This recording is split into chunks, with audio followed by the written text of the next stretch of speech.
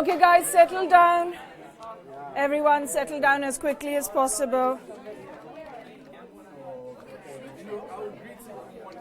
Please take your name plates.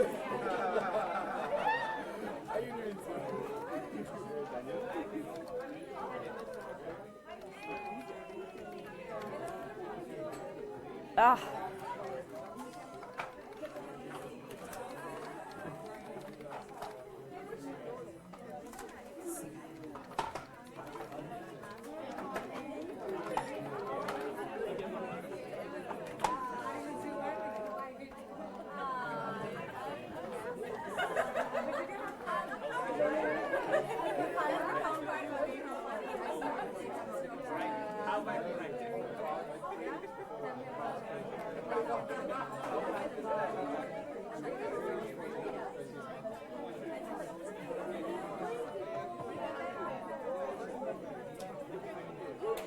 Okay, everyone, let's settle down and make sure you can hear me. It's very exciting to see each other after all this time, but we need to get started, so settle down immediately. And grab your nameplate, please. Is that what Colin's trying to say? Yes. Yes, excellent. Okay.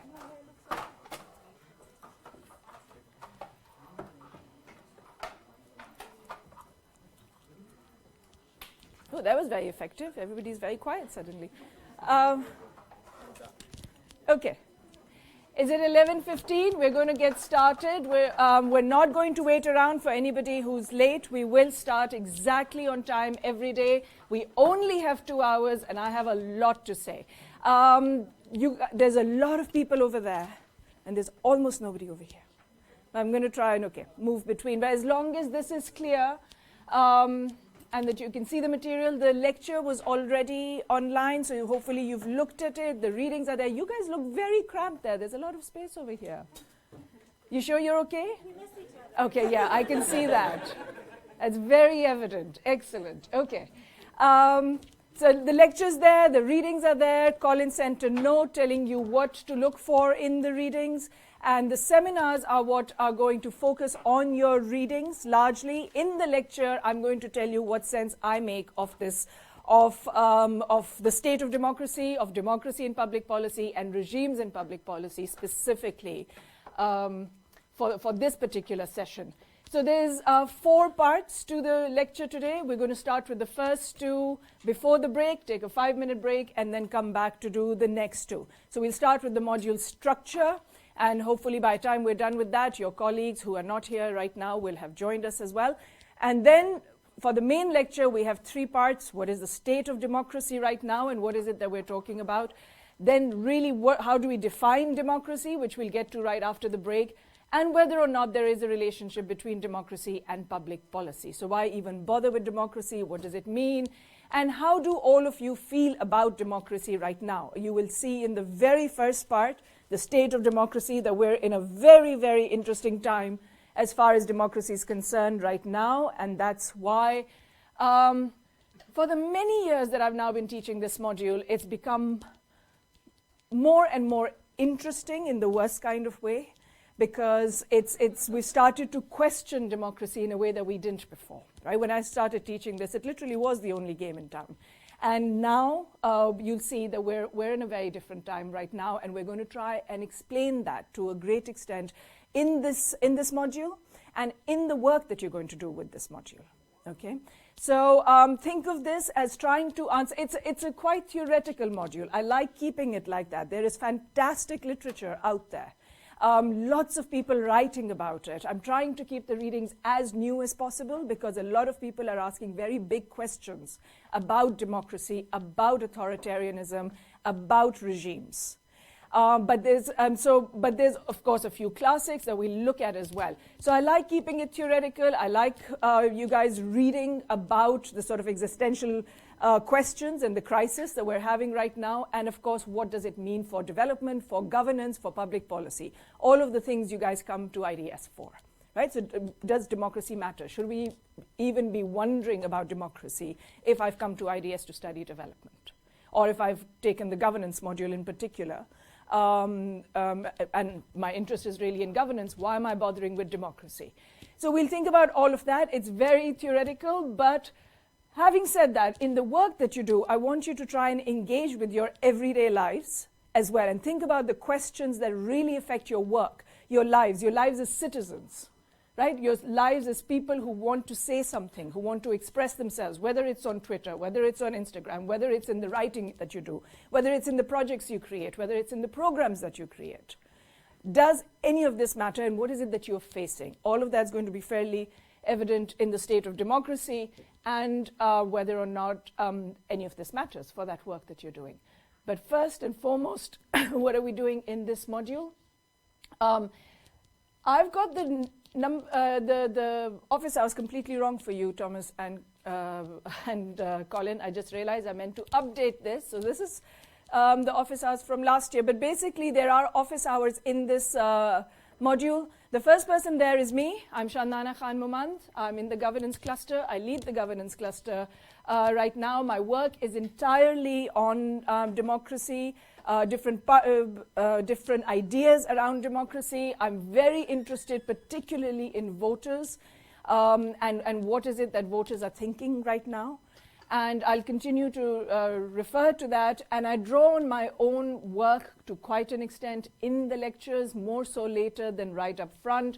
But yeah, this module is central to the work that I do. So that's me. Office hours are Thursdays 2 to 5. That essentially means some of you should be able to come at any point in those 3 hours. Some of you will come in the beginning bit, some in the later bit, because you're in seminar sessions at the same time.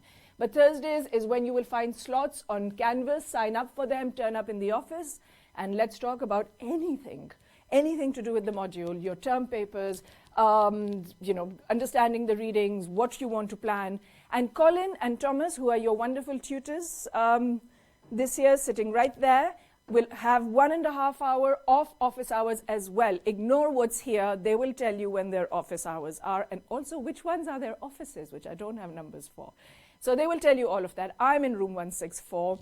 And as far as the structure of this module is concerned, those are the various, I'm going to go really quickly because I want a lot of space to talk about the main stuff. So this is all in your on Canvas and in your course outlines. This is the basic structure of the module. Some of this is going to be strike affected again. We're going to try and limit the damage. I will not talk about that right now, but there is going to be some effect of the strike on some of these, hopefully minimally. But we will come to that slightly later, maybe at the end of the session if you guys are very worried. Otherwise, in the seminar sessions, if you want to talk about that. But this is essentially the flow of things. I talk to you for the first 3 weeks, and then towards the end of the module, and in the middle, we have the wonderful Sohaila Nazdeen talking about gender, Max talking to you about inequality, John Gaventa about citizenship, Mick Moore about authoritarianism. Is it really such a bad thing, or does it ever outperform democracy? And I'll then come back to talk to you about decentralization and local democracy, which is a large part of my work as well. Philip then talks to you about the relationship between democracy and conflict. And I then come back to try and wrap it up by talking about informal institutions, trying not to repeat everything that you've already done on that in PEPD, but taking a very different sort of democracy-inspired view on informal institutions. And I've got Colin's name down, not entirely discussed with him yet, on something that we're going to do in session 11, which is all of you leading that session. Session 11 belongs to all of you, and it belongs to the country groups that you are going to be in. And what do I mean by those country groups? You will be assigned later today, and sometime over this week, we will sort of make all of this come together to produce what is a group vlog. This comes from responses from many of your colleagues over the last few years saying they want to do something other than writing. We get you to do a lot of writing. I totally stand by the need to do that and the fact that writing will clear up your analysis as nothing else can. But more and more there's a demand to say, look, we communicate in very different ways now. And maybe one of those ways is through videos, right? Everybody's watching videos, and also here's your time to produce as a group 10 minutes of a vlog on a public policy issue that is related to democracy It'll be worth 30% of your grade. Your groups will be formed for you. You have already been assigned to a country. There are 6 or 8 countries that we're dealing with this time? 6. 6 countries that we're dealing with this time. They've been picked because of their very interesting experiences of democracy, and they include countries from almost from every continent. They include countries that you would think of as developed or developing, and this is one of the major points that I keep making. When it comes to democracy, maybe our separation across types of countries isn't that big. The questions, the issues, the challenges of democracy that we have seen in lower income countries, in middle income countries, are also those that we now see in high income countries. The separation has become really minimal in some ways, along some indicators, not all indicators. And so the countries that you've been assigned to cover the entire gamut. We're not just talking about lower or middle income countries, we're also assigning you, remind me of you've got your countries, I'm not going to spend time on that. You will be reminded of them in the seminar sessions. It's just that we change them every year, so I still have last year's countries in my head. And is the US still there, Colin? No, we switched it to the UK. Okay. So it's the first time we've included the UK. Last year was the US. Now you have UK. We've removed Italy, I think, as well, and we've brought in Turkey. Yeah? So we've switched that. But Italy until now was a really interesting case to look at of levels of corruption and its relationship with development and all kinds of instability of government. But since the UK is happily doing the same stuff now, we thought it's okay to bring in the UK and look at Turkey and what's happening there. So those are the two from Europe, and the rest of them will be there. You've been pre-assigned to these countries, but you have not been pre-assigned to the topic. By topic, theme, we mean these sessions. From session 3, the puzzle of distributive politics, all the way down to session 10, informal institutions. You will sign up for one of these sessions.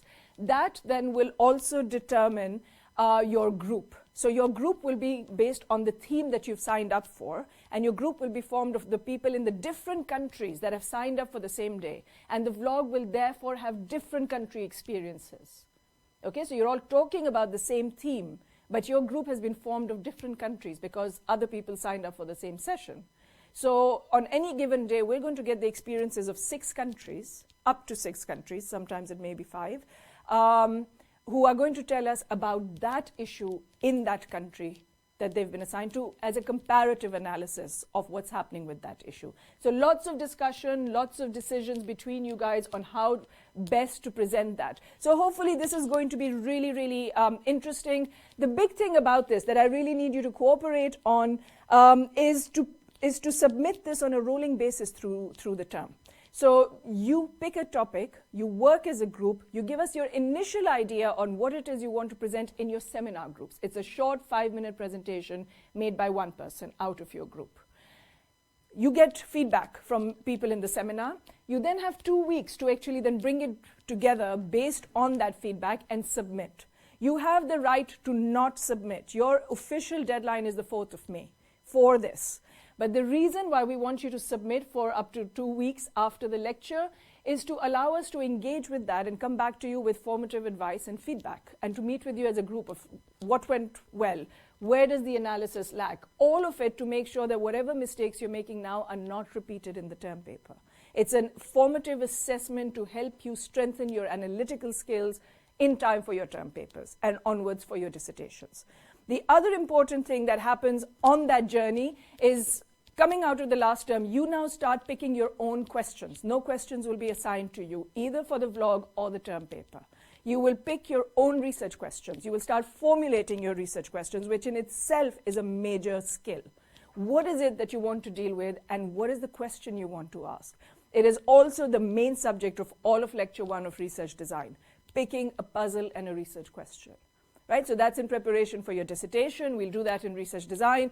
But for now, also in this module, you're picking your own research question for the group vlog as well as for your term paper, which is your second assessment. That's due at the end of term. 70%, 3,500 words, done individually. So you work as a group, learn from each other, learn from all of the feedback that's given to you, and then you write that assessment at the end of it. And through it all, we offer you lots of supervision in the office hours, but essentially in the group seminars, And you can sign up for office hours before you submit.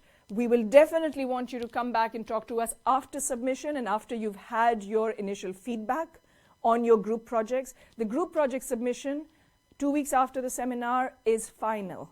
So it's not that you get feedback and you get to submit again at the end of term. It is a final submission. It works for you. And again, judging from what your colleagues have been telling us over the last few years, it's great to get it out of the way before you have to write all of your term papers at the end of the term. You do not want this sitting around as well until then. So use the time when you're not doing very much else to actually come together, talk about the vlog and get it done and get it submitted. It gives us time to assess it. I cannot give you your final mark because that requires everything to be submitted and for a second marker to look at all of it and decide the grade. But we can give you a sense as a letter of, is this an A project? Is this a B level project? Is this a C level project? Because that then gives you a sense of how much harder you need to work for your term paper to make sure your term paper is a completely different grade from the one that is your vlog, right? So it allows us some space to do that. And of course, come to office hours for supervision before your term papers. So the most important one out of these is, of course, what happens in your seminars. And number 3, which is after you've received the feedback on your vlog, come back, let's set up a session as a group and let's talk, okay, about what happened. Any questions so far? Colin. To clarify, the seminar sessions you will present on your paper, so what you're talking about for your country. So you get feedback from your peers about what you're planning to write. We'll talk about this more this afternoon, but that's what it means by the in-country group sessions, the seminars. So you get an opportunity to run your ideas past your peers and get some feedback from us as well, before you then put it all together in a email. Yeah. So we're going to have to come up with a policy on that during the year. Yes. So ask further questions on this in your seminar groups and come from 2 to 5 today to the office if you want clarity as well. Okay. But as of today, I will have specific sessions that you sign up for. I don't have them for today, so open drop-in session from 2 to 5 in room 164. Okay, very quickly, I'm taking far longer than I'd meant to. The vlog marking criteria. Here's what we want you to do. It's 10 minutes. It's supposed to be fun. Hopefully, it's interesting to watch as well. But there's 4 main things that we want you to do. Is there a central question that leads your analysis? Right? Have you picked a central question that this speaks to? Is that clear to us? What it is that you're that you're asking and then trying to answer? Okay. Has an issue from the readings lectures been clearly identified, and has the relevant theoretical literature been used? This doesn't mean very detailed referencing, but is there a sense that you know what the literature is and that you're really speaking to that literature and using that in some way to inform this case study, right? So it's lecture material coming out of the lecture and of the readings. Does it have a clear comparative analytical purpose connected to the project's research question? So it's a comparative analysis. This is not a description of a policy issue or of the state of democracy. You can start with a description of the state of democracy, but there needs to then be a comparative analysis. What's happening in one country, is that happening in another one as well? If not, why not? If yes, what's holding all these countries together? What do you think is the common thread running through them? If they're completely different, what do you think explains that difference? What does your research tell you? Why is this country different? Why is one behaving in a specific way and others not? Right? And is the material coherently and effectively presented, which is our way of saying, please make this vlog fun to watch, right? So make sure it makes sense. And you have 10 minutes to do all of this as a group. Your groups can be 6 people. Your groups can be 3. You can divide it up. We're not going to impose what number it should be, but 2 is not a good number. And 7, 8 is usually a group that is unmanageable. Maybe 6 is as well. But maybe you decide, actually, we really like each other, like that group over there, and we don't want to split up, and we're going to stick to being a group of 6. We really want to work together. That'll be fine with me. Okay?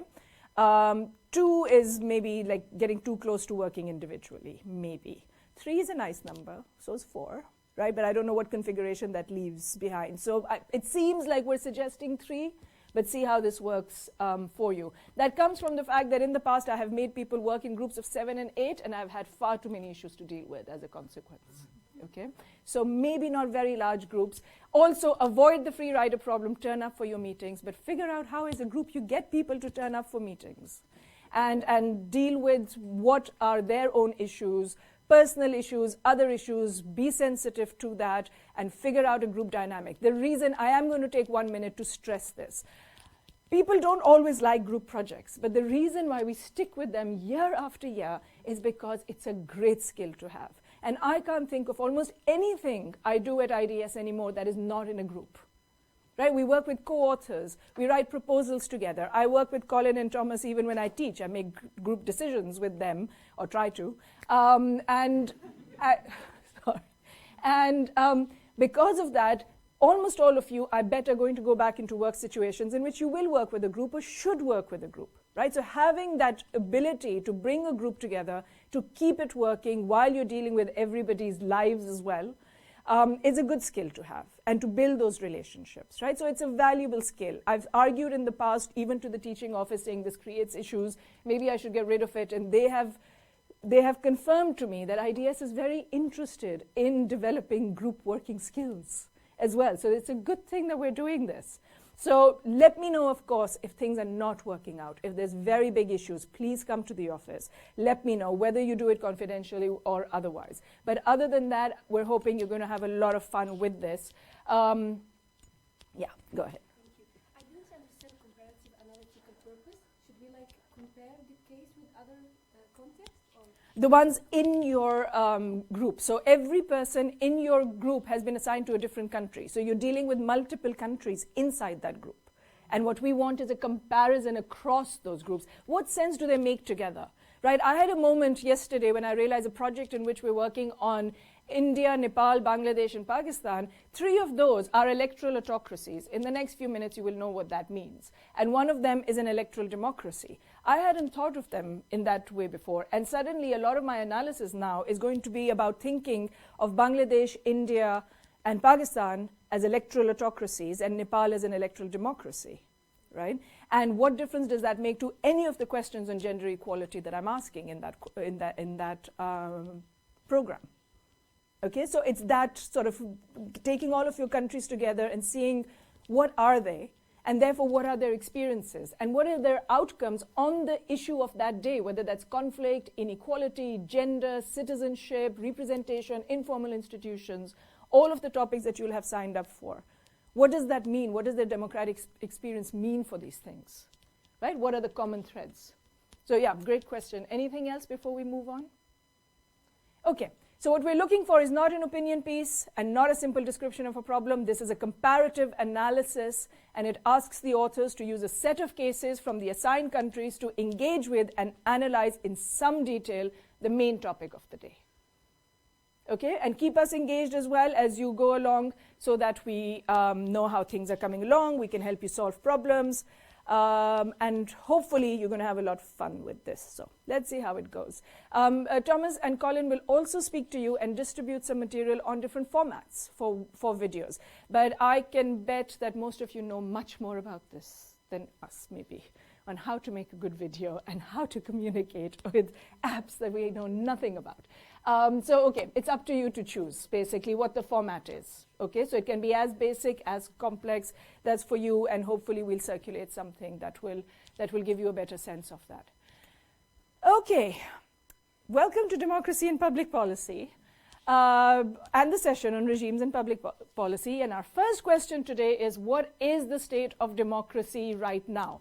So, state of democracy in the world today and the spread of democracy. Essentially, all of our history to date, starting from the first wave of democracy, going through the second and the third wave, was this sense that except for a few sort of ebbs and flows, highs and lows, we were essentially getting to a point where democracy really should have been the only game in town. That eventually the path for everyone was to become more democratic. Right? So I'm going to just sort of take you through a sense of what it means in the world right now, where we are and what our history has been and what the state of democracy right now is. So you'll see that by 1922 we were in a space where it had started to move forward. There's Europe and North America, but large parts of the world were still not democratic, but there was a definite spread that was visible. The second wave of democracy is generally the period after the Second World War, coming out of that, or sort of, and at the same time, the end of colonization, right? So countries coming out of the colonial period, but also out of the World War. We saw a real regression in the first part of that, between the two world wars. And then after that, with the end of colonization, you see India, Nigeria, for example, starting to move forward. Colombia had been a democracy for a while. Now Colombia and Venezuela are back. So there's a spread beyond North America and Europe, possibly for the first time at this point. And then the real excitement really starts with the third wave of democracy, which starts with the end of fascist regimes in Portugal and in Spain. And the spread that came very quickly after that. So that by the year 2000, we're super excited about the fact that it looks like almost that most parts of the world are now a democracy. Latin America is now fully a democracy, as is Central America. Large parts of Southeast Asia, South Asia struggling but getting there. India phenomenally stable, the world's largest democracy in terms of population. So lots of excitement around this period, saying, okay, we seem to be getting somewhere. There's the general march forward seems to be in the direction of democracy. And where it's not, we think it's going to happen. It's just a matter of time, right? And that the war has essentially been won in favor of democracy. So Fukuyama comes up with The End of History. Samuel Huntington's very damaging book on the clash of civilizations, largely sort of being ignored for what he's saying is the source of all of this, but essentially everybody's saying, look, this was a civilizational war. It's ending now. We're all moving forward. And of course, a big part of the excitement of all of this, coming out of colonization, coming out of the end of fascist regimes, was also the disintegration of the Soviet bloc and all of the sort of democratic regimes that came out of that very quickly at the early 1990s. Right? And Eastern Europe, for example, at that point, Central Asia, all of those countries that came out of that period. So lots of excitement at this point. Yeah. May I know what is the criteria for a country to be democratic for this graph? Like, which countries are democratic as far as this graph is concerned? So this comes from the index. We're going to talk about indices, right? And how you measure democracy and how you classify democracies. So this comes from the Polity 4 index, and Freedom House, VDEM, Polity 4, the three main ones that we're going to constantly talk about, use slightly different variables, but essentially at the end of the day, they're all talking about the same criteria, which is what we're going to talk about in the second part of the lecture, which is what is democracy. So this is Polity 4, using those indicators to tell you we think these are democracies. At the most basic level, to give away part of the story here, is that you've got to have electoral democracy, i.e. elections, but then you can continue to deepen that and insist on participation, inclusion, and keep deepening that to talk about representation and accountability. Right? How far do we want to take it is something we're going to continue to talk about. So these are indicators from Polity 4 and their classification, which is also where these graphs come from, their classification of what is a democracy. Okay? So at this point, we've got a democracy happening in good parts of the world and the constant excitement around it. And then something starts to change. So the progress that we've been looking at so far is that in 1970, we had 35 countries that could be included at the most basic definition of democracy, which is an electoral democracy, which means your rulers are elected. I'm going to try and simplify all of this to the extent that I can in terms of the basic phenomena that we're talking about here. Electoral democracy means the people who make decisions in the country have been elected to those positions. They have not been nominated, they're not technocrats, they're not monarchs, they're not dictators. They have been elected to those positions by people in fair and free elections, which is adding another criteria now. It's not just the election, but that these elections are also considered fair and free. Okay? So given that, in 1970, we had 35 electoral democracies. In the early 2000s, we now had 120. and this sense that because we'd had this march forward, this is the way it was going to continue. A very linear sense of the world going in this direction. Okay? And as you guys have already been doing, keep putting up your hands whenever you want to engage. So I'm not sort of demarcating periods of questions and answers. We'll ask questions as we go. Okay, and I'll keep answering as we go. So anything that's not clear, just put your hand up and we'll stop there. So early 2000s, we have about 120, and then comes our current period, where we start to see reversals. This is completely unexpected. At least anybody studying democracy around 2010, 2012, 2014 would have been fairly surprised had we said to them at that point that actually the next few decades are going to see reversals that you haven't quite imagined, right? And that this is not a simple story moving forward. And what do these reversals look like? We've had all kinds. So the most common story of a democratic reversal until this time used to be a military coup. Militaries coming visibly into power and taking over. And we thought, really, that's something we'd written off. That's not going to happen anymore, right? The world is very different. It is also very interconnected. And all of that means that we're trying to avoid the sort of isolationism that can come with military regimes. But then we start to see quite sort of rapid coups, quite sort of massive coups happening. And we see a form of assertive authoritarianism, China continuing with sort of Xi Jinping's, endless ability to be a ruler, right? Removing any checks and balances on that, Putin and his style of governance. So these are things that we thought was sort of on its way out. And then, of course, the military coup that happened in Myanmar as well, that in the last few years. But at the same time, there was also something that you would start to recognize more and more, especially in the last few years, what we're now calling populist nationalism, right? The idea of the nation state, and nothing wrong with that, nothing wrong with listening to people, nothing wrong with the idea of patriotism, nationalism, my country over others. In theory, maybe nothing wrong with it. But it's taking us in some dangerous directions that we'll have to continue to explore as we go along. So this is the sort of removal of liberal rights for others. Why do we call populism and nationalism that? We can continue to ask those questions, but essentially, populist nationalism is now seen as the root cause of something now that we now recognize as polarization, of a separation between people. Populism is the will of the people in its best form, but it is usually the will of the majority, right? Much like democracy, but that of a particular group. So much like democracy is the will of the majority, that majority in some countries can map very closely onto dominant ethnic groups. In other countries, it may not be numerically dominant and yet be the representation of a dominant group. Right? Any examples come to mind? I've got a few there. And Hungary is one of the countries that starts to give us real sort of moment for pause here, right? The fact that I can put Hungary there. Why?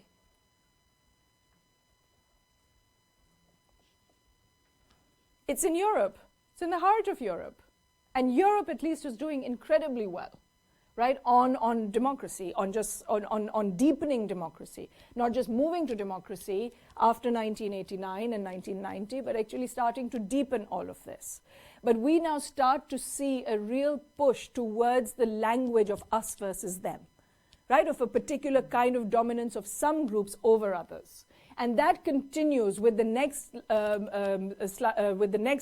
bullet point as well, which is reversals that we see of a particular nature. So Hungary has had a particular history. Pakistan has almost never managed to get to a full democratic position and has continuously had to deal with reversals, and quite dramatic ones as military coups, right? So it's one of the few countries that are still dealing with the threat of the army coming into power. But other countries where we would not have expected to see these kinds of things, that's the moment. 2016, 2015, 2016 is the moment that really sort of gets people to start pausing and wondering what's going on. Because those reversals came in the UK with the Brexit vote, populist nationalism, right? Real moment of populism in the UK. and of a spread of ideas that may not have been fully based in evidence, but ideas that worked because voters, my primary interest, wanted them to work, right? Wanted to believe a certain story, and which is why I constantly say, I'm in the study of democracy, I'm maybe less interested in what rulers are doing and far more interested in what voters are doing and what voters are thinking and why they're thinking that. And when you come at it from that angle, populist nationalism becomes a really interesting concept. Why does populist nationalism work? Who's believing that story, and why is that story selling? Right? That becomes our major question, and I'm hoping some of you will explore that in your vlogs, for example. What's making this story sell? Why is populist nationalism, instead of democracy, the major word we're now dealing with in our study of democracy? And that starts to happen in the UK. It happens in the US with the election of President Trump. But we're also now wondering, even though there's been a very sort of interesting reversal of that reversal, apparently he's still a contender, right? Very dramatically in Brazil, not just because Bolsonaro got elected, but because the election a few months ago was a close one. Why is that election a close one? What is it that we can't see that happened in the time of Bolsonaro as president that convinces at least half of the population and who are voters that this is a good thing, that they want more of this? Right? So elections that we didn't think should have been close are close. And then, of course, India, that's now started to sort of lead on this idea of populist nationalism. Majority rule for sure, but a majority rule of a variety that threatens to leave out other minority groups. Right? In this case, it is a majority. Democracy works with the majority. It is the vote of the rule of the majority. But this is now of a level of populist nationalism that has an exclusionary language to it. And that exclusionary language means this country belongs to some and not to others. Right? Hungary does that as well. The UK did that as well during the Brexit period. And maybe you'll be able to pick in your vlogs, those of you assigned to the UK, whether this is still something that you're seeing around you. I have two questions about populist nationalism. I'm not from political science background, but what would be the characteristics of it? And the second is, are you referring to populist nationalism to the right or also to the left or both? So the second one I'll answer. The first one I want others to answer, okay? Because you live in a lot of these countries where you should have started to recognize what it looks like. What are the characteristics?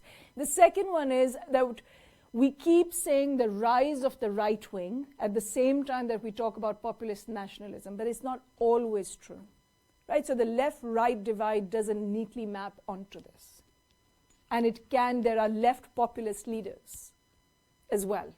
Right? But the first question, which is a great one, what are the characteristics of this? How does it manifest itself? Those of you that have lived in Brazil, India, US, UK, Hungary, Pakistan.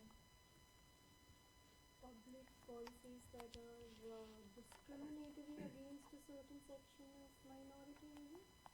Okay, and a language, so I'll keep using some of the words that you guys should be able to recognize.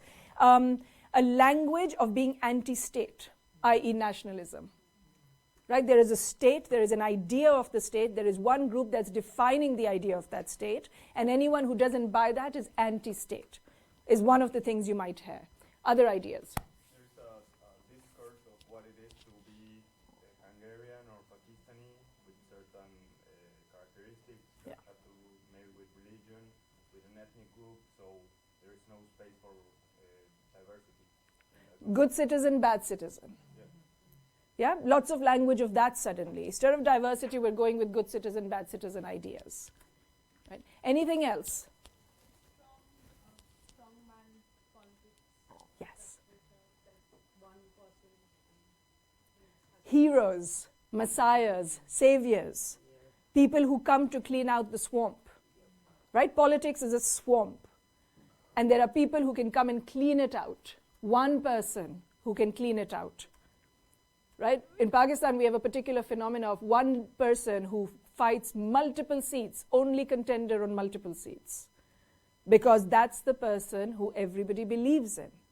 That is the Messiah. That's the person who's going to clean out that country. One person, heroes. Right? Can we name other heroes of this variety? Modi in India.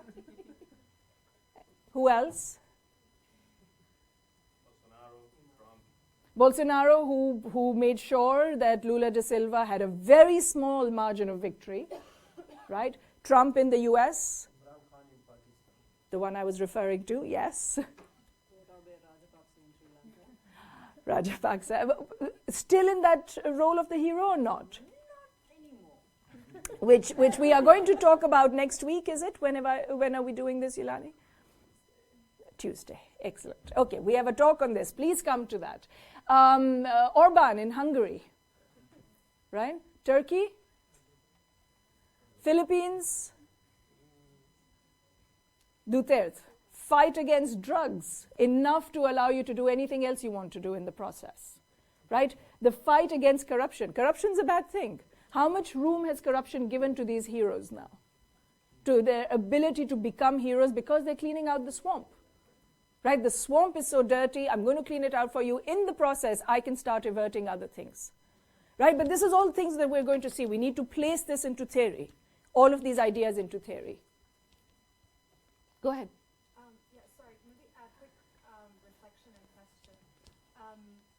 I'm applying these concepts to Egypt, and I'm thinking the military coup brought about Sisi, who's someone from the military, but it has sort of turned into a populist nationalism situation where there is zero opposition, and anyone who tries to say anything against the regime is considered a traitor. Mm-hmm.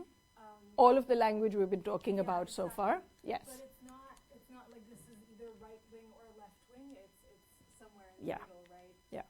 So would this still then be considered, like in my head when I'm applying this, it does count as a populist leader, but he's also a military authoritarian leader. So it's like combining a bit of all of these terms.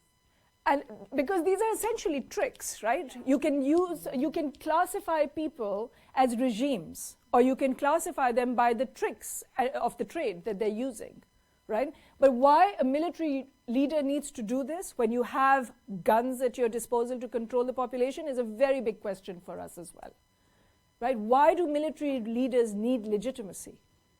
What has changed, which is possibly part of the positive story that we're telling? What has changed in the relationship between states and citizens that where the guns at your disposal are no longer enough?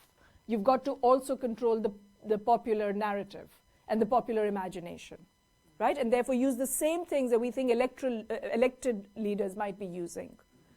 But this is something that Mick Moore is centrally going to deal with, is what's happening inside regimes. But it's something I'll move on to as well right now, yeah. In the case of Venezuela, Salvador, and Nicaragua, Yeah. they can be considered like populism, nationalism, or authoritarianism government. Let's move to the next slide and you tell me what's going on, because there's there is a real criteria. We're not talking black and white here. The one thing we're not talking is black and white here. I think that's fairly clear, right? So we're talking shades of red and purple over there. That's the number of countries. That's the state of liberal democracy. In purple is dark purple, you've scored a perfect 1, so it's from 0 to 1. And in dark maroon, you've scored a perfect 0. And everything in between is a shade, right? But what strikes us is how much of the world is now in the reds as opposed to the purples.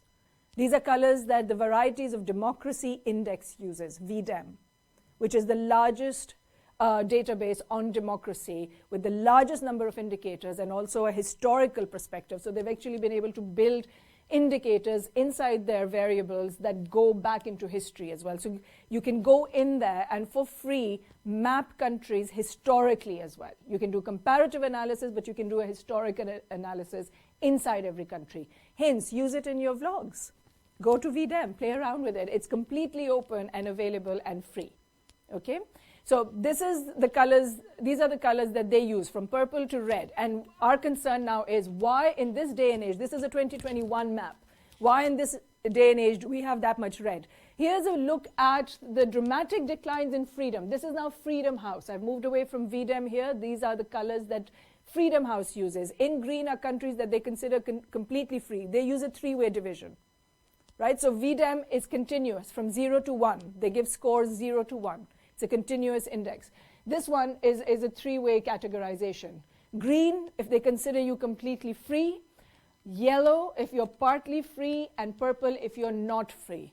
Which is why it's very useful to use as a visual to get a quick sense of things, but it has been criticized because of the fact that it forces countries into categories, whereas the spectrum of 0 to 1 might be a better way of doing it, right? A slightly more nuanced way, not necessarily better, but a more nuanced way of doing it. So these are the dramatic declines in freedom that have been observed in every region of the world over the last 10 years. We're now talking about every year I add a year to this. So since I've been teaching this, we've said over the last 10 years, we're very worried. Now it's over the last 16 years, we've been very worried.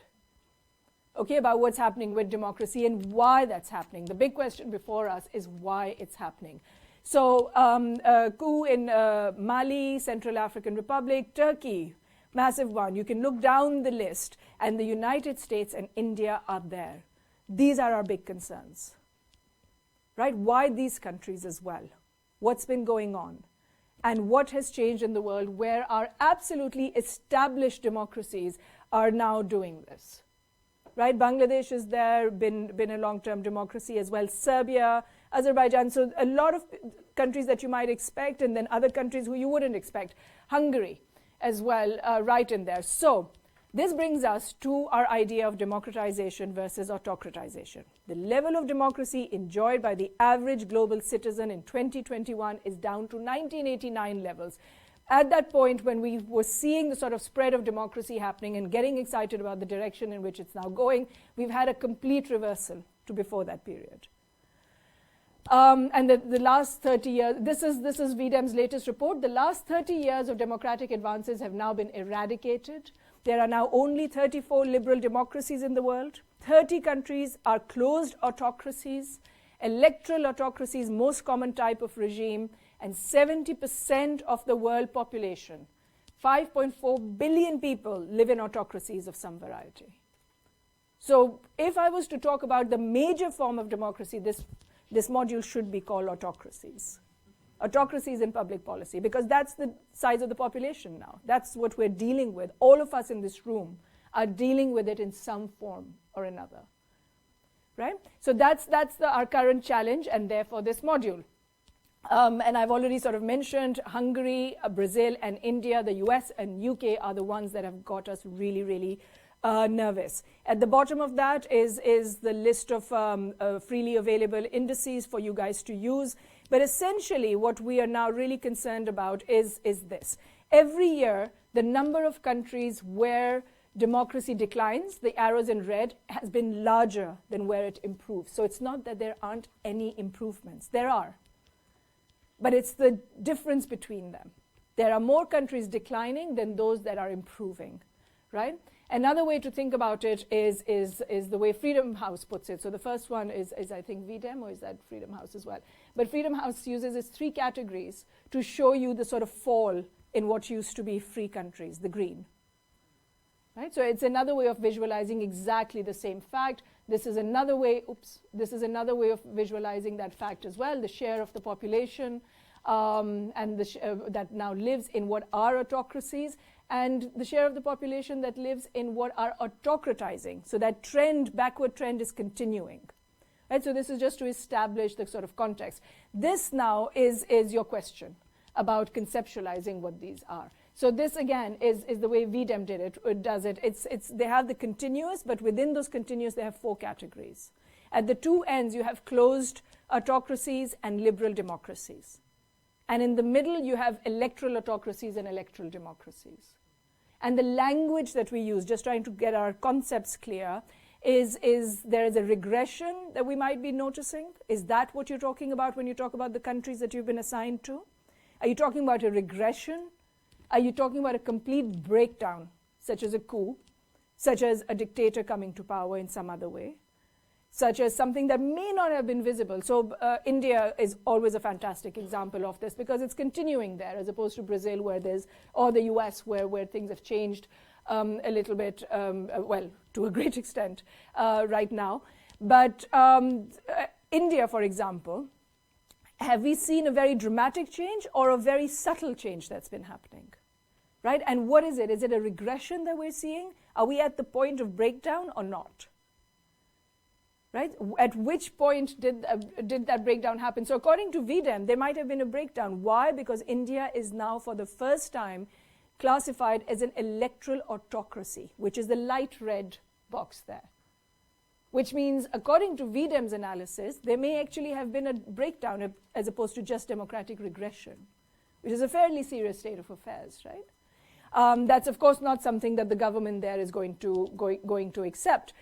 So while we may still be talking about regression, VDEM's telling us the situation's a little bit more serious than that. And then even within that, you can continue to have autocratic regression that takes you all the way out to what is a completely closed regime.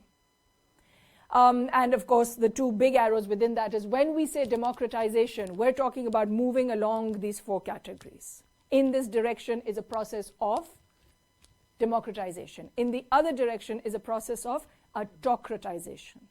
So this is just getting our language clear, the concepts that we're using, what we mean by an electoral autocracy or an electoral democracy.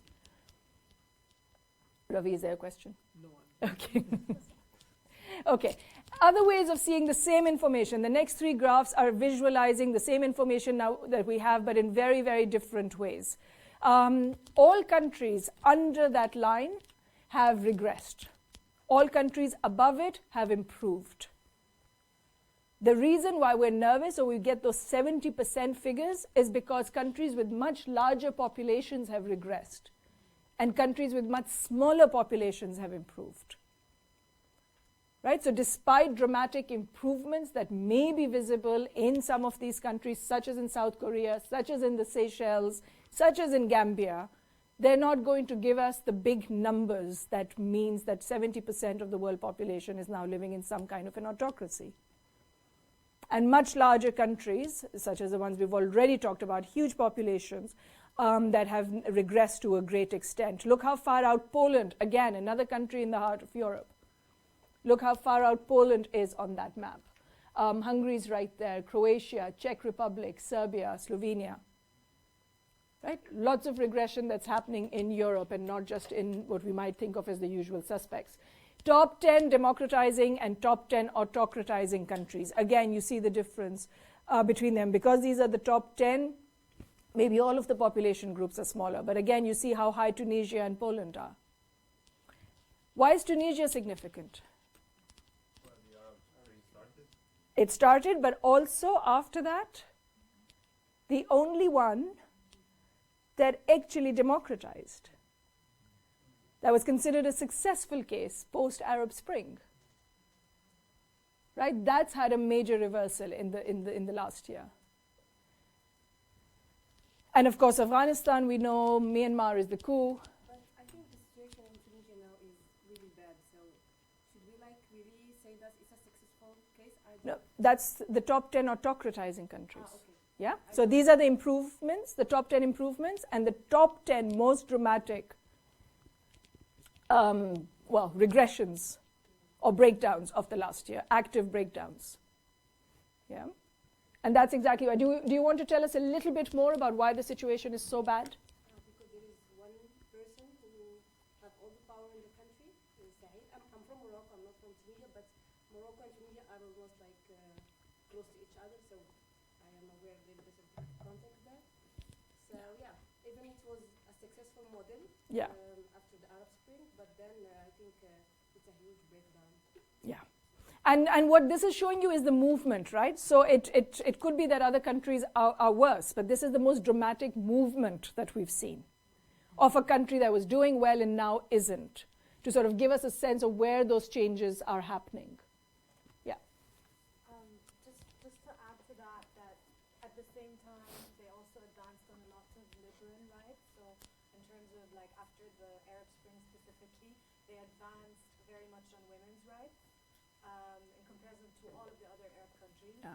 So I think it's also very in mind that they could advance Mhm. on some aspects, but then also on others they could be like moving towards closing down the space. And a really important point to keep in mind for the post-break session, right? That's exactly what we're going to deal with, is how do you want to measure democracy and what do you want to measure? And how do you separate that out, which is going to be really important for us, because I'm going to leave at 1:15 today making sure that all of you realize that democracy isn't one word, right? That's the main aim today. It means a bunch of different things. And we've got to be very clear about what we're talking about when we say democracy works or doesn't work. Okay? Okay, and another way of visualizing the same thing is the number of people that now live, the share of the population in each type of country. And again, this is VDEM, so the colors go from dark purple to dark red. And that sort of gives you a sense that despite all of the regression we've seen, we're still talking about most people in Western Europe and North America living in fairly free regimes that can be classified as either liberal democracies or electoral democracies. And it's in sub-Saharan Africa, no, Middle East and North Africa, that we have the greatest number of autocracies, or population living under autocratic rule. Okay, so another way of visualizing the same information again. So just wrapping up before we go to the break in exactly 1 minute, another way of visualizing the same is what's been happening at the same time to civic space. A big impact of democracy and autocracy is on what happens with civil groups, participation, inclusion, civic society.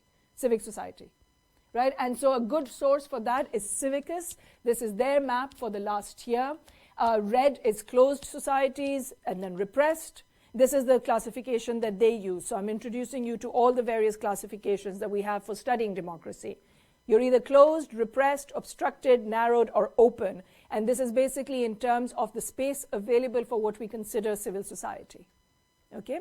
And this is their classification. And again, so much of the world sits in the yellow, orange, red area as opposed to the greens. And the same thing in terms of Freedom House had a really interesting one last year on internet freedoms. And one of the main ways in which we see all of this now happening is our ability to communicate and express online, right? Which was not an indicator we were using until a few years ago. And now this has become a really important one because governments know where to close down when they need to close down. Okay, so internet freedoms, again, greens, not no restrictions, yellow in the middle, and purple where there are large numbers where you may consider that the net is not a free space, right? And is not an unregulated or unmonitored space.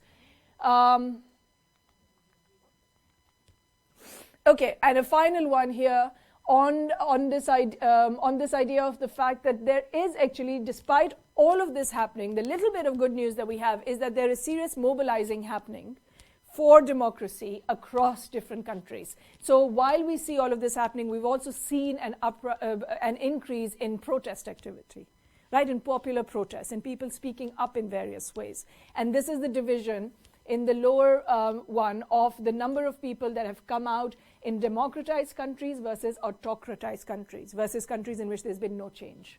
So the areas where we've seen movement or where we haven't. And there seems to be protest activity everywhere, but quite dramatically, quite a lot in autocratized countries. And given what's been happening, this has happened in Tunisia, in Cuba, in Hong Kong, and even in Myanmar with the coup, and in Sudan. So sort of good stuff everywhere. However, at the same time, there is also a graph that VDEM presents on the number of people mobilizing for autocratic rulers. Right? People have also been coming out and mobilizing in favor of people that we might consider autocratic. So there is mobilizing happening, which is exciting, but it's happening on both sides as well. Okay, so very, very quickly then, what we're now seeing, and this is the situation in which we now are, what is the major reason why we think any of this is happening? Right? The top 20 declining indicators, just take a look at the first few.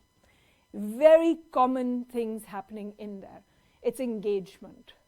It's people's ability and space to engage and express. So civil liberties, what we would consider civil liberties.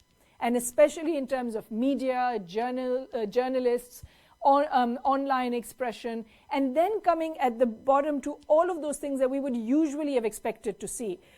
Torture increasing, the independence of the courts, executive oversight, right?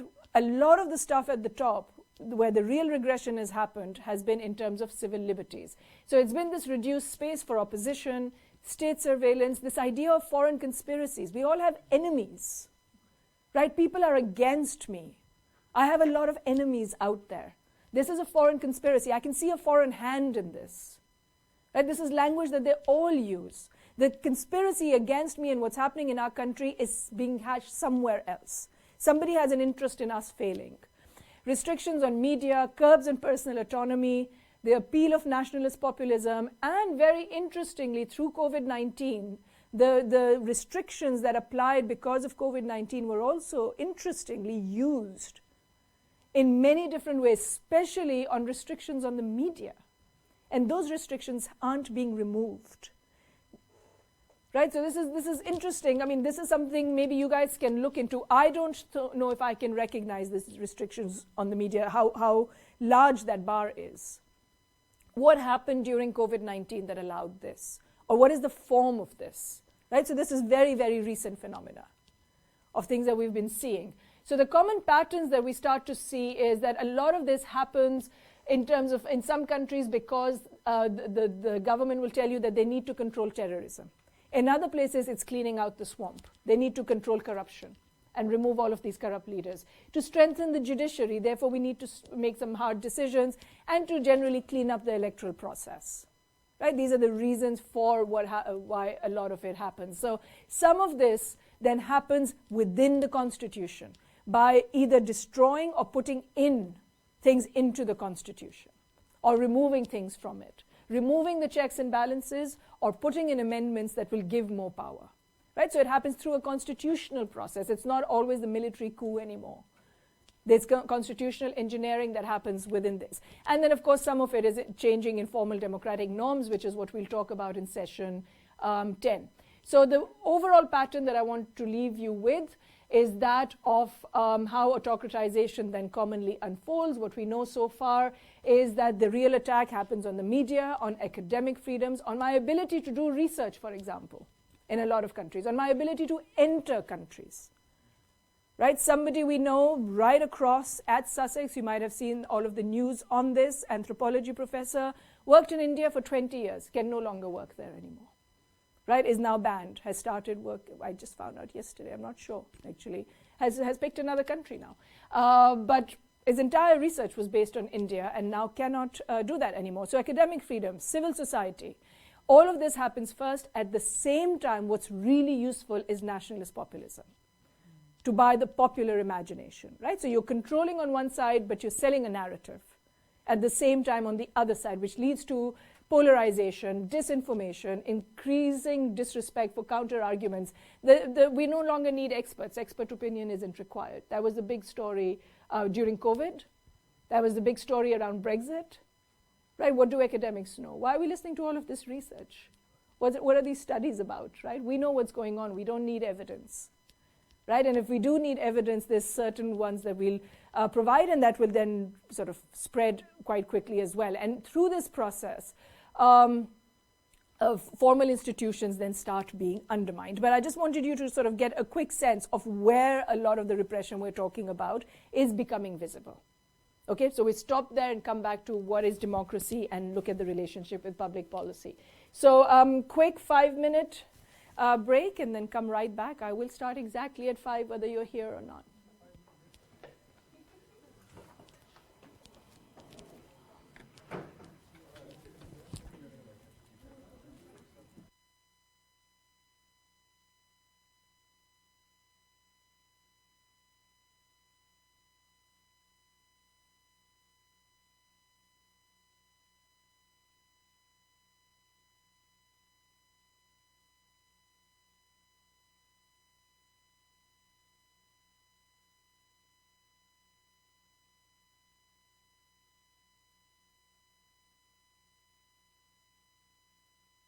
Getting started again.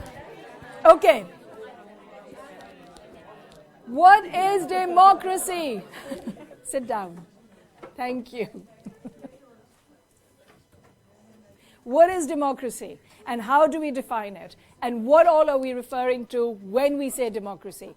I'm going to move again at a pace through all of the material we now have to cover in the next hour or slightly less. I'm very dedicated to finishing at 1:15 because some of you only have 45 minutes for lunch before you have to be back for a seminar. And therefore, the rush. But that doesn't mean that you can't keep asking questions. So please do raise your hands when you have something to say. So this module is essentially set up around these ideas of how straightforward is the study of democracy. If you have elections, is it a democracy? Or is it that you need strong institutions? Is it the question that you just asked me, strong political parties? Is it really when we have political parties that truly function, is that when we can start saying a country is a democracy? Or is it when there is strong civil society, right? Or when power is decentralized away from the single person at the top and goes through sort of all of these institutions. And decision-making, the most important word in the study of democracy. Where does decision-making sit? Who's calling the shots? Who's making the decision? How many people are making the decisions? Right? There's so many different aspects that become a part of this. So what is it that we're really talking about when we say democracy? And of course, when it comes to public policy, are democracies more developed? Right? What role does inequality have to do? What role does inequality play in democracy? Does it foster it? Does it hinder it? Is it bad for democracy? Do democracies really actually come out of some level of inequality? What is that relationship? That's something Max is going to deal with, Max Gilleen. Does conflict always hinder democracy? We'll have Philip Proudfoot dealing with that. Mick will deal with whether democracies are really always outperforming autocracies or not, and all of the others will also be dealt with in one session or another. But for now, our question is very simple. What do I mean by democracy when I use that word? And I'm going to, and by that, I mean in strict opposition, some word that refers to some phenomena that sits in direct opposition to what we might call fascist regimes, monarchies, authoritarian regimes, political meritocracies, this idea that you should just bring in people who know their job and they should just do things because things need getting done, and that's all we really need to run a country, and autocracies, right? All of these various words that we use. In opposition to all of these is the word democracy. And what do we mean by it? The thing that I found the most useful in getting my head around what is a quite complex idea is Dahl's basic definition of what he calls polyarchy. Poly, the many, rule by them. And so in a second, I will tell you why this is polyarchy as opposed to democracy. But over the years, there is an interesting article by Michael Coppage, which is in your extended reading list. And you'll notice your reading lists are fairly extensive for every session. The idea is we will put down lots of readings there every year. And I can send out the actual Word version because I have a feeling they truncate that when they put things up on Canvas. They're very long reading lists because that's your space to start for your vlogs, for your term papers. Right? A lot of the questions that you're asking, a lot of the recent good stuff that comes out, all goes in there. So in there is a reading by Michael Coppage, who says that over the years of the study of democracy, the most commonly used definition and set of indicators is really just two. Right?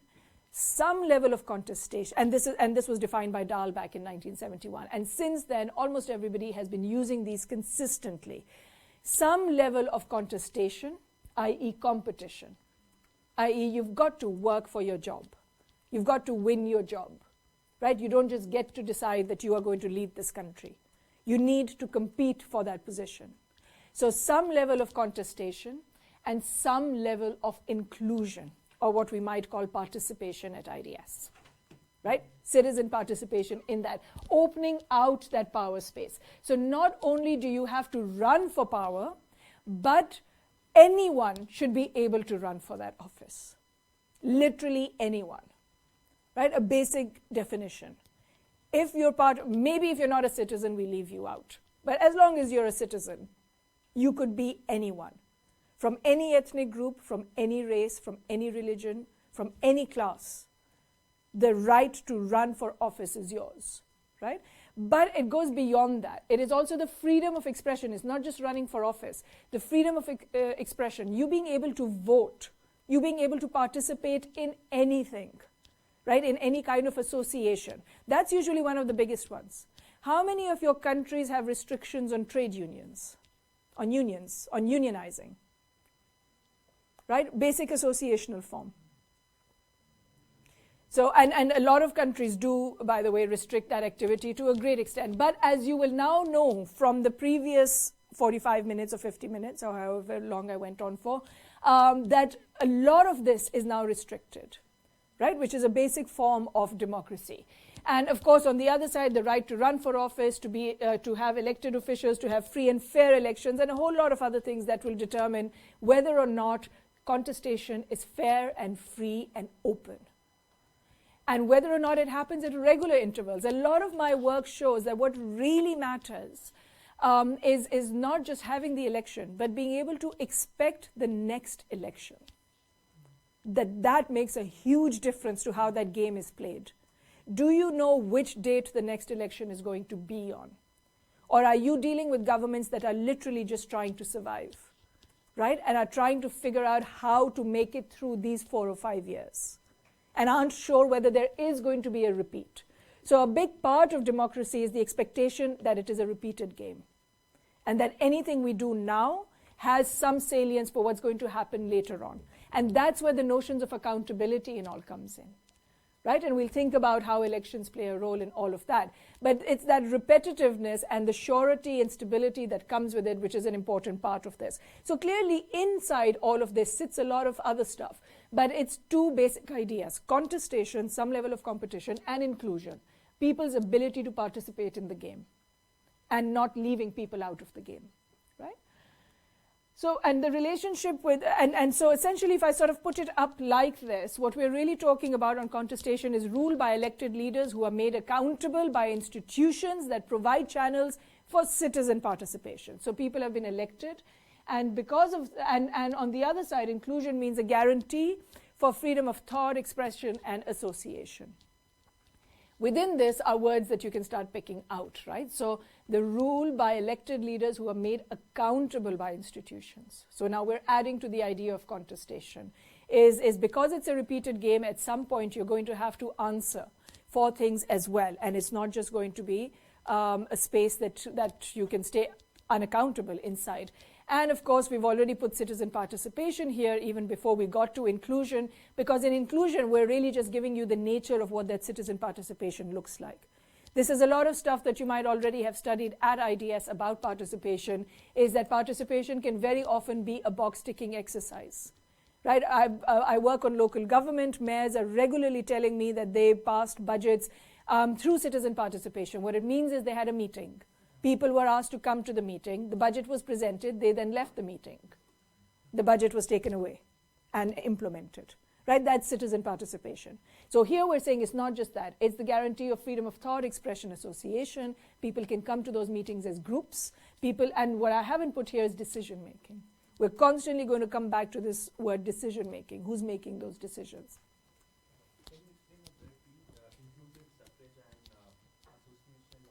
So associational autonomy is me being part of any group. Very specifically, I'm going to keep saying unions, because unions is the one that really gets sort of every regime to go against it very strongly, right? So me deciding that I want to be in a union, me deciding that I want to be in a political party, me deciding to be part of any kind of political grouping. How many of you can think of a political grouping in your country that is problematic, that has the regime looking for them?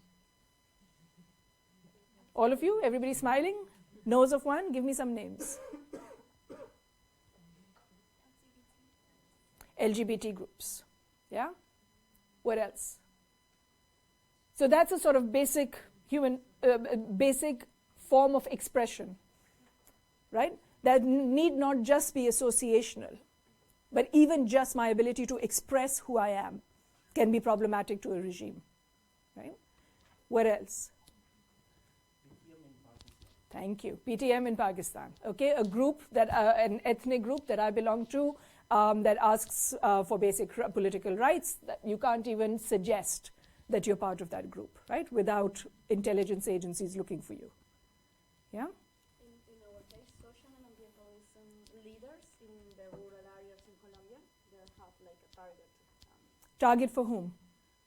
for the side of the Paramilitary, intelligence, a lot of, it's like a cover that varies a lot. but a part of the regime. Yeah. Somebody in the regime is looking for them.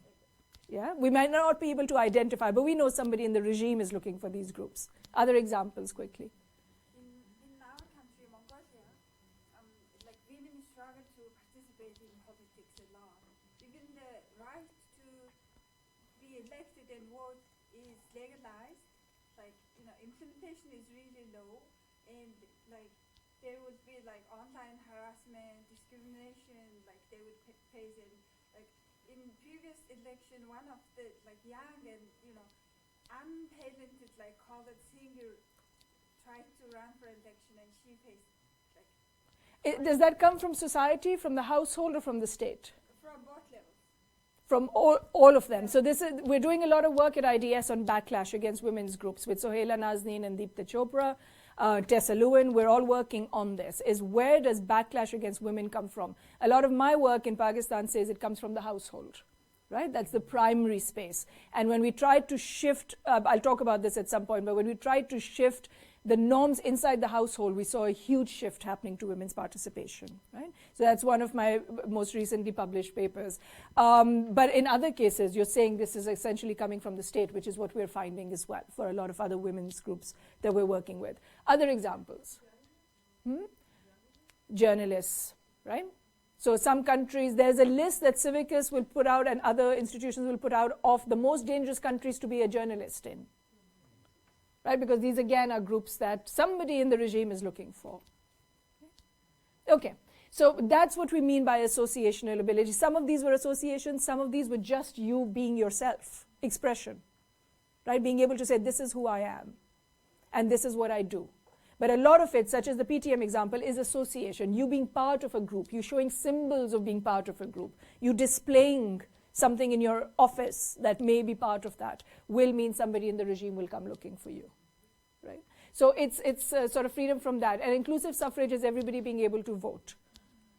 Because again, there's countries that will limit who all can vote. And over history, there's been a lot of limiting of it. So being able to vote has been a bigger historical victory and a more recent victory than many of us realize. Yeah. Was there a hand in the back? Okay, so if you've got these two basic definitions, a lot of this essentially then comes down to the responsiveness to citizen demands that we want to see from those in power, right? So people are able to say something in a democracy. Governments, because they are accountable and there is participation, have to be responsive to what citizens are basically demanding. And here's where I usually draw the linkage with public policy. There is a direct relationship between democracy and the act of creating policy, of public policy, because the very notion of democracy means it has something to do with the type of public policy that exists. Because I put you in power by voting for you, there was an election, I delegated my desires for certain things onto you, expect you to go to parliament or wherever, to represent me there, and that representation is to pass certain kinds of laws and policies, is to formulate and make sure that they pass and then implement them so that public policy that affects me, whether that's education, clean air, health, clean water, roads, industrial policy, jobs, any of those that affect me will change. That's the whole reason why I'm engaging in this game. Right, because I need you to do something. So the link between democracy and public policy is a fairly close one in the sense that the so what of democracy comes from this act of making public policy and the representation of citizens and the responsiveness that is required in that process. Right? So we put these two words together, but conceptually, if you think about it, the distance isn't that large. And that essentially takes me to my favorite diagram that I work with, that some of you have seen before. So I'm not going to spend a lot of time on this. But this is a visualization of exactly those two parameters again, right? Here we have contestation on the horizontal axis. On the vertical axis, you have liberalization or inclusion, what you consider civil liberties, the giving of civil liberties to people. And so at the bottom, you have no civic rights. At the top, you have formal rights. And on democratization or contestation, we have authoritarianism on one end and electoral competition at the other end. I'm using words that will become evident with the red lines soon. Why am I saying formal rights and why am I saying electoral competition as opposed to just competition? That's got to do with the red lines. So let me try and populate this. The source of this is in the corner. Some of the major work on transitions in Latin America that it came out of. Lots of work on Argentina in particular that is responsible for this. So a lot of the really fantastic literature started dealing with the process of democratization in Argentina. And a lot of the literature that came out of that in the Brazilian transition as well of the 1980s. Yeah? And so, but this sort of continues to apply to a lot of the ideas that we're working with. So if I start to populate this in the corner, pretty easy, is an autocracy. No civic rights and authoritarian regime, so no competition either. There's one person who's ruling and they know what to do and they don't need anybody else making decisions with them. At the top is a liberalized, inclusive autocracy. This person has decided that they're not going to bring other people into the game, no other players in the game, but things may be getting fairly hard. People are asking too many questions. So a few rights may be really good for people to have. Some liberalization somewhere. Any examples come to mind? Yeah, good one. Specific rights? Property, rights to associate, everything. Fairly open. Yeah. So maybe there's some lines that they will draw somewhere, but a fairly sort of good standard of life and everything else that comes with that. Here we have, this end of the graph is also a possibility. Right? Here you've decided to add more people into the game, so there's more competition happening, but you're not actually extending civil liberties to the larger population. Slightly harder, given that people who are competing will generally start to look for larger and larger bases of support, and in that process start giving into some type of demand. But it is possible that in a completely elite-oriented society or regime, that the competition is really happening between a few players at the top, and they're not opening this up. And we can sort of continue to put this through and get all the way up to Dahl's concept of political democracy, in which we have these basic ideas of contestation and inclusion being at their best ever. What can happen beyond that? And that's a lot of the discussion that we have when we talk about public policy, right? So if we go back to the idea of Singapore or any of the other sort of demands that you can imagine, on this side is public institutions and government processes. On the other side of the red line along the horizontal axis is social institutions and economic processes. Here now what you're opening up and competing within are also those institutions that determine your access to economic benefits. Right? So it's not just about my ability to go and vote.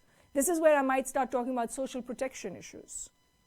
Right? But also at the other end, I might start populating the vertical axis beyond the red line and say, it's not just about getting formal rights as a citizen, I want substantive benefits. Again, the area of social protection, the types of social protection. Right? My ability to be in a trade union, for example. My ability to access housing rights. So in Singapore, for example, you have access to housing. In the UK, one of the biggest challenges that faces most people is if they're ever going to be able to own a house. This generation is unable, for the most part, to get on the property ladder. And there's been a significant intergenerational shift in people's ability to do that. In Singapore, because you're a citizen, you have access to a house. Right? That's just part of the substantive benefits that the state will give you. That goes beyond our formal definition of what is democracy. But we continue to push those definitions because we have all of these other words, welfare democracies, right? In which case now, whatever the state is earning is being actively redistributed.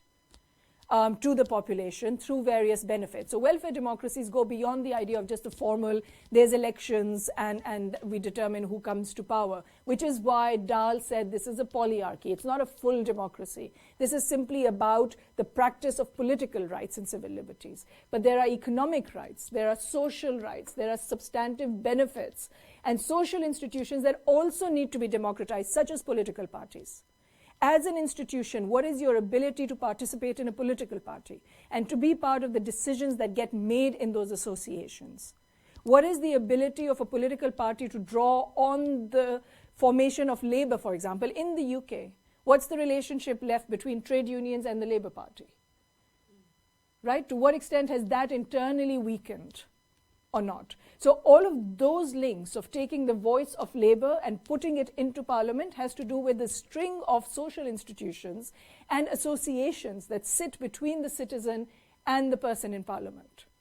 Right? So now what we're trying to do is we're trying to populate, from now on until the end of the lecture, I'm going to continue to populate what are all of the steps that happen from a citizen voting to public policy changing. Right? And what are all the relationships we want to consider there? And other words that we use there, social democracy, where you've opened up not just Parliament, but also other social institutions and the way people participate. And at the top of that, what Donnell and Schmitter call socialist democracy, which is essentially about the complete redistribution of power, decision-making, and resources to the general population. Right? So working against elite biases and elite capture within institutions as well, away from the way an oligarchy might function, all the way up to what they term as socialist democracy. Of course, since they wrote in 1986, what we think of as socialism has changed in a big way as well. It is a dirty word in many countries. It is the thing that will have regimes come looking for you. I know plenty of people who've spent time in jail because they associated with any one of these ideologies. But that's essentially what the theory tells you is the basic idea, the redistribution of resources, right? Of not just your ability, democracy being about more than just your ability to have representatives in power, but actually be part of decision making on the redistribution of resources. Right? So really pushing it all the way. We don't usually deal with this when we study democracy, but this is to give you a full sense of what that spectrum looks like. A whole sort of typology that sits in that corner, yes. So when can participative democracy be located here? That's a good question. Where do people want to put participatory democracy? There's one word down there that says popular democracy.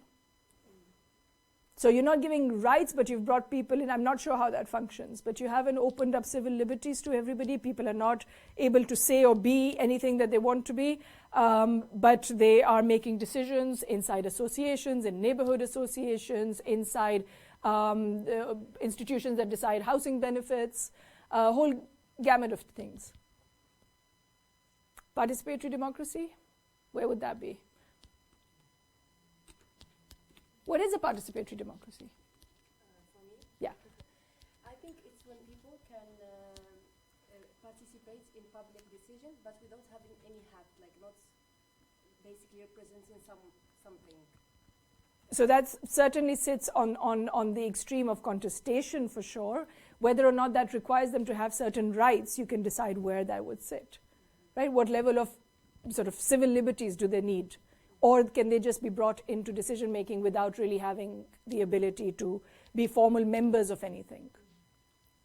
Right? Okay. So here I just want to sort of slate something. So we've been working with this categorization for a while for a project here at IDS.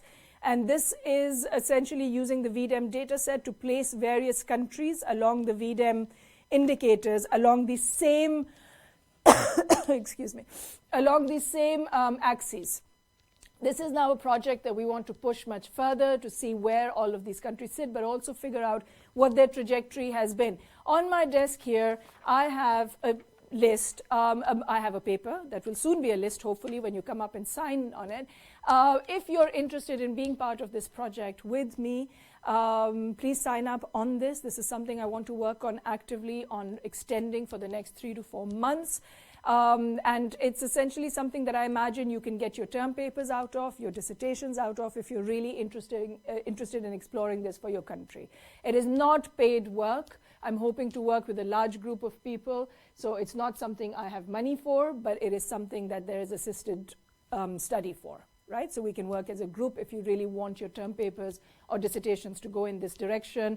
I've got a list here, and I'm happy to create a research group around this if you're interested in getting into this further. But basically, those same indicators have real sort of value to how we classify countries as well around the world.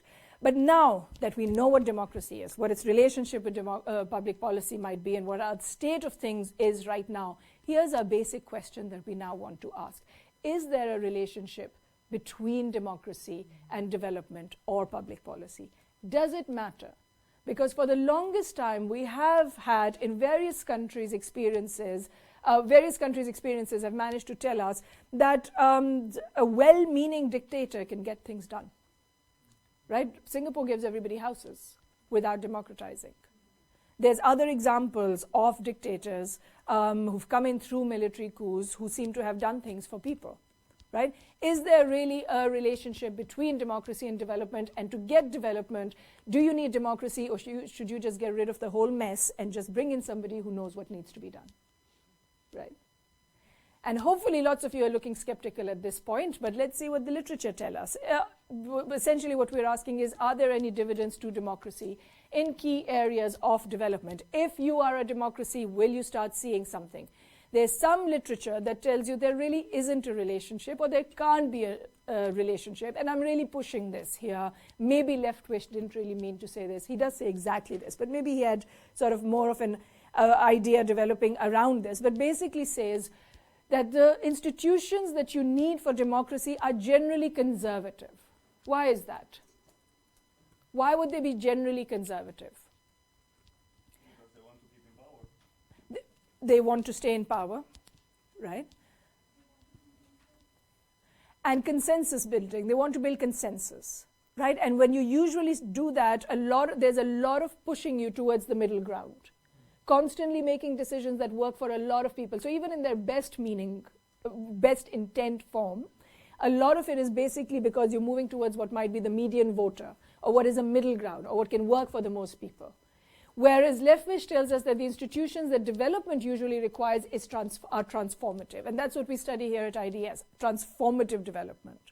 What we don't think through all the time in saying that is, what does that actually mean for the institutions that are going to have to achieve that transformative development? How do you do that? How do you transform something without full upheaval? Or are we talking about full upheaval all the time? Right? And what is it that we want to change, and how do we change it? Great ideas, but how are we changing it? So Leftwich says that there's actually a real tension between democracy and development. And what we should instead be focusing on is, how do you redistribute the benefits of growth? And a lot of people will take you into the India of a few years ago, compare it with China, and talk about what a strong, stable democracy India is. China has been largely authoritarian, fully authoritarian for a large part of its recent history. But when you look at the stats on them in terms of what people have access to in each country, China does much better, than India does on the redistribution of resources and the ability to make decisions on that. Lily Sai has really interesting work on how democracy works at the grassroots, inside neighborhood associations, within local government, in China, even if it doesn't happen within government and in the political party. So you can't change the political party. You can't change who's in power. But you do get to make real decisions at the village level within local institutions that will determine whether a road gets built or not. Right? And other such things. So that leads to this kind of a idea saying you don't need democracy.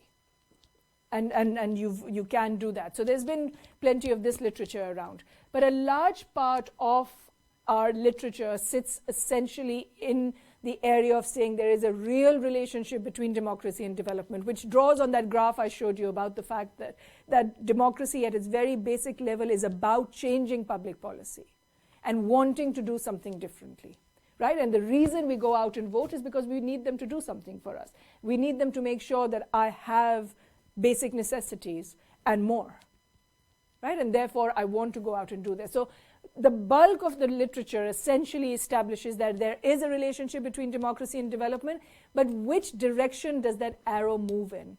Is it that if you get more, that if you become more developed, there will be, you will move towards democratization? Or does the arrow work the other way around? So let's look at the first one first. This one is literature that tells you that most high-income countries are democracies, while middle and low-income countries include a higher proportion of partial democracies and authoritarian regimes. Democracies are richer. Democracies are more stable. Right? The people in democracies lead less miserable lives, as Jaworski and all tell you.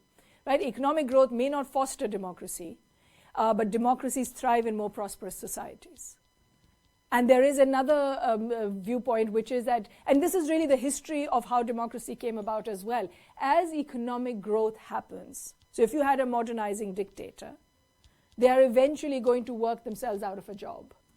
Because as economic growth happens and your need to think about daily necessities becomes less, you start demanding a seat at the table for decision making.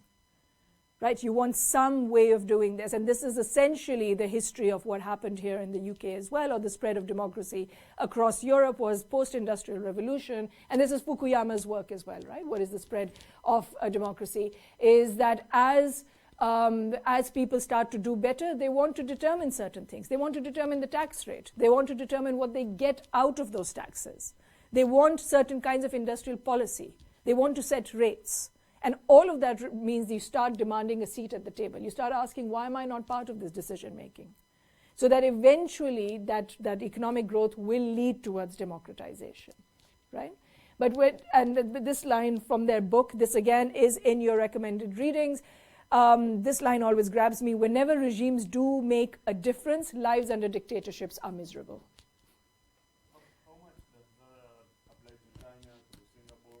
Like they keep growing. So this is Latin America database, right, that they draw on. In China, I mean, yeah.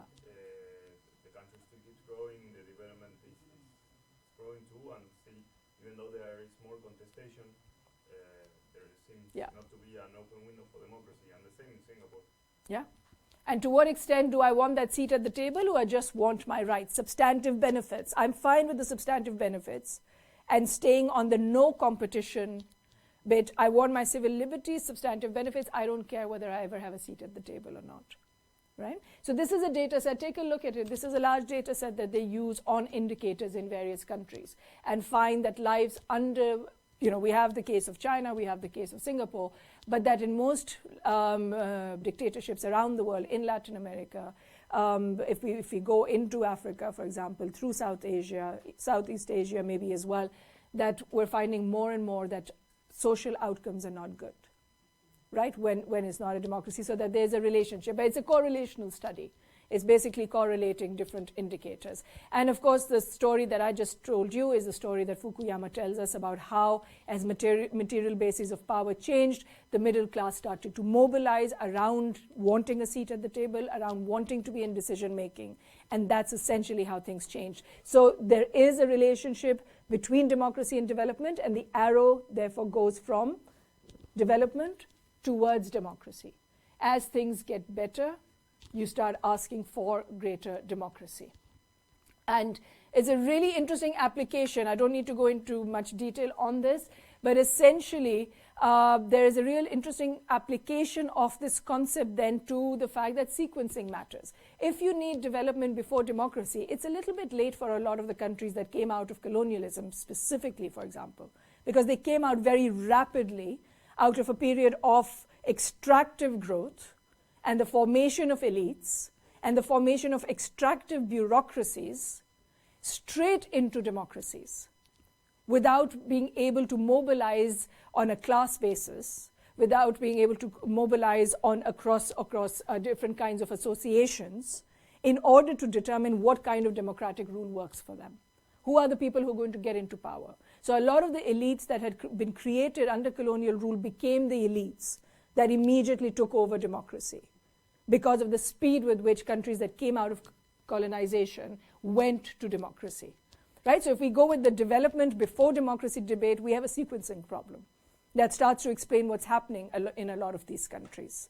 And so, and they use, he uses Europe versus Latin America versus Africa, I think, but there is really interesting work by Susan Stokes and all on clientelism that also tells you that this is the reason for the difference in the power of parties between the UK and the US, where the US did a very quick move to democratization after colonization as well, whereas in the UK it came out of a more formative process, a slower process, post-industrial revolution.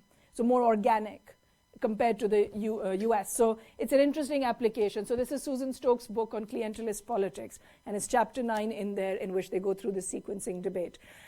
So that gives us a real dilemma of democratization. But we have enough studies now, which is where we're going to end this lecture, that give us some good news there, which is that there is a relationship between democracy and development, and that the arrow goes in the other direction. Right? And this is where you'll notice now from all of the text here that I'm not going to go into is where a bulk of the literature sits. Right? Democracy has dividends. There is a real public policy and development dividend to democracy. And there's plenty of studies that now establish that. And we look at some of the mechanisms, because that's really important. It's one thing to say that arrow exists. It's another to start breaking down that arrow and say, what is the mechanism through which that functions? Right? And why does it function? What are the ways in which it functions, so that those are the sorts of things that you can then start to examine in your term papers or in your group projects or in your dissertations if you want to write about any of this stuff for your dissertations as well. So there's a few basic ones that I've picked up, which is 3 main areas: economic growth, climate change, health. And all of this, these are the studies that tell you that there's real dividends to this. So some of the most famous work on this, and possibly the most cited work, is Acemoglu, Johnson and Robinson's work. Daron Acemoglu and James Robinson have spent a lot of their time trying to figure out how to establish that arrow and its direction. Right? In a lot of research, that arrow drives us nuts when we're trying to figure out which way causality flows. That arrow means everything for causality, because I'm telling you what is the cause and what is the effect. And my ability to draw that arrow out well, now I'm getting into research design territory, my ability to draw that arrow out well means I can tell you which one is the cause and which is the effect. If that arrow can work both ways, all I'm telling you is there's some correlation, but I don't know what is causing what to happen. But there is a correlation, which is usually enough. But in this case, they've spent a lot of their career trying to establish the direction of that arrow. And they did a really interesting study that essentially centers on the existence of the mosquito, that tells you why that arrow functioned like that, right? It's how countries establish colonial rule. In places where they could live, where colonial powers could live, and decided to settle, they created institutions of a particular type. The US, Canada, Australia. Okay? And those institutions then determined the trajectory of those countries, the developmental trajectory. In other countries where they could not live, not least because of the mosquito, malaria, right, and a whole lot of other diseases, they extracted. And they did not settle. India, large parts of Africa. Right? The point was we extract, we take what you have to give us, we're not going to live here, which means we have no interest in building institutions. We just need to get things out.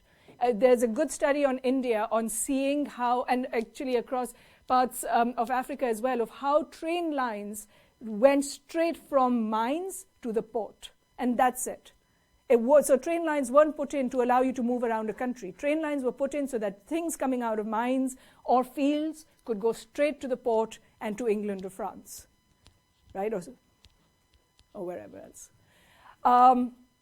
So they spent all of that time basically figuring out that it's that establishment of institutions that essentially then leads to, so that sort of comes first, that level of development comes first before you start to see the sort of dividend of democracy. Establishing those democratic institutions comes first before you start to see the dividends. And a whole lot of other work that basically shows you, again, Daron Acemoglu's work on the fact that a country that switches to democracy achieves about 20% higher GDP per capita. And you can run through that positive effects of recent democratization growth have been established by a bunch of people as well.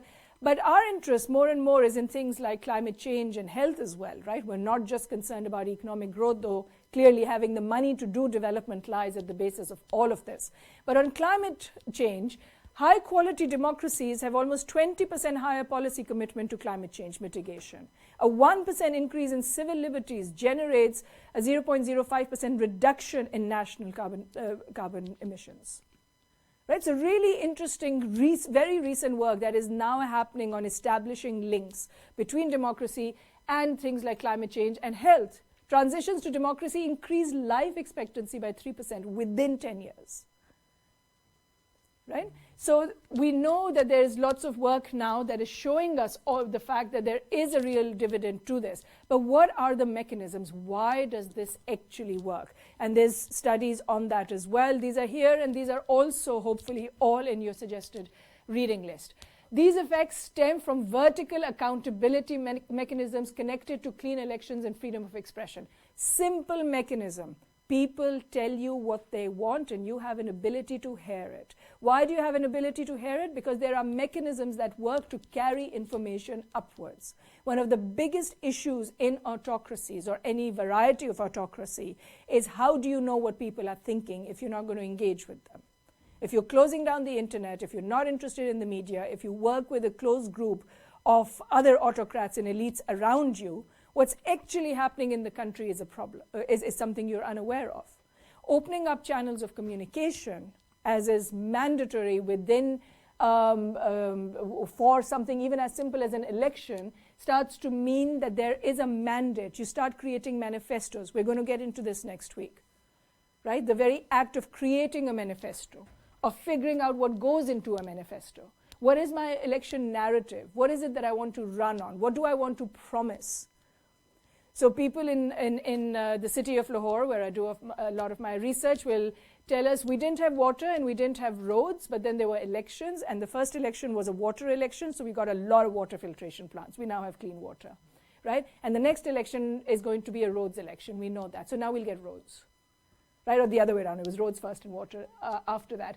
That's a real sort of, that almost falls into clientelism, but some form, but in this case it isn't. And I'll tell you why it isn't in those lectures. But there is this entire idea of the fact that there is an actual communication that's happening. Democratic redistribution leads to greater investment in education and public health. And democracy can actually constrain the dictatorial incentives of elites who would like to get into those areas. But one of the most interesting articles that I know of was your required reading for today. That really gets into which parts of democracy make the difference. How does democracy make the difference? And here's where your question on participation is really important. It's really the nature of institutions to be participatory, right? So you'll go through this reading in more detail in your seminars as well, but this is one of this, along with all of that other literature, is an article that really gets into the mechanisms. Why do health outcomes differ across municipalities in Brazil? What is the mechanisms that make that difference? So really breaking it down into why do some have better outcomes than others, and they find that it's a mix between having local state capacity and participatory institutions, which means we're now getting into the space of governance. Right? It's not just democracy, it's also about how well it's managed. And there's an interesting article by Klomp and Han that says, if you're talking about basic human capital, such as schools, then democracy is all that matters, because one of the first things that people are going to ask you for is a school. And this is something we've established again and again. Even with the most disempowered women that I work with in Pakistan, we're now finding this in Bangladesh, Nepal, and India. I mean, there's so much work on this. When you ask them, what do you want? They're asking for education for their daughters. That is a simple one. Or this time, last week, the work that I've just finished doing last week is I need that school to not be across 3 busy roads. My child is not going simply because there's 3 busy roads between the school and my house. I need a school on this side. Right? Major demand that comes out. So all of those demands that immediately come out, democracy is enough to get those schools built. Right? But if you're talking about universities, you're going to get into the space of governance. It's not just about knowing what people want, but having the capacity for delivery as well. And that's when we get into the space of governance. So there's this match between democracy and governance that also other literature tells us leads to better income as well, better income generation, taxation, better taxation, right? Greater revenues for the state. Lots of you have written very interesting papers on this. For PEPD, for example, what is the role of taxation in better governance? And that can lead to both basic and advanced human capital, but governance becomes a real part of this. But really importantly and very interestingly, you do not need governance when it comes to social protection and gender equality. Apparently on those two things, democracy in itself, like on basic education and health, is enough. Because again, that's one of the first things people demand. Basic education, basic health, social protection, protection from the sort of inflation we're seeing right now, right? And ability to participate, and which is a major issue for women, right? And so for that, apparently, there are some things that democracy will do. There are other things for which the state not just needs to know what people want, but also has to have the ability to manage and deliver in a particular way. But just sort of moving this forward as well on education, which I hadn't mentioned before, just another few dividends on education. Democracy increases secondary education immediately by increasing enrollment by almost 70%. And democratization leads to increasing education spending by up to 30%. So real dividends that are being established for democracy, and therefore the link between democracy and public policy. So what's our summary slide at this point? Going back to very early work by Jaworski and colleagues, again, political institutions may matter more than regime type maybe, but how do you get institutions to care about people? Right? That's the basic question here. Nobody's going against the fact that you need to get your institutions right. But why would you get your institutions right? That's the question that we want to leave this on, right? Why would you get those institutions right? What role, what makes you decide to listen to people? And so a lot of the mechanism that we've got may actually be going in this direction of the arrows. So we know, so what is it that I want to leave you with? 3 ideas really, or maybe 2, I don't know. Let's see how many these are. One, that democracy isn't a single thing. Right, you've got to tell me what you mean by democracy when you say democracy. Are we talking about contestation, or are we talking about inclusion? Are we talking about civil liberties, or are we talking about the level of ability of people to participate?